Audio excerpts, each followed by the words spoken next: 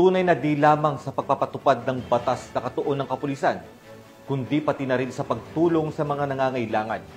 Matapos makaisa ang Inayan Cups sa pamamahagi ng relief goods sa mga residente ng Mountain Province. Yan ang balitang hatid ni Police Master Sergeant Lenny Valerio. Muling ipinakita ng Diwa ng Bayanihan sa pagbibigay ng kawang-gawaan ng mga Inayan Cups sa Social Welfare and Development ng Mountain Province sa paghahatid ng mga food packs noong 5 ng Oktubre taong kasalukuyan.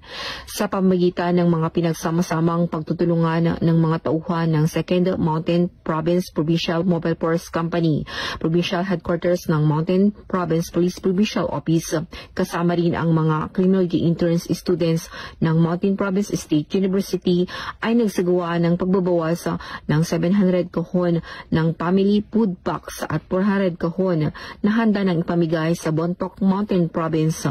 Sa ganitong aktibidad sa pagtulungan sa pagitan ng iba pang ahensya sa pagbibigay ng napapanahong tulong sa publiko ay nagpapatunay ng matibay na pagsasamahan.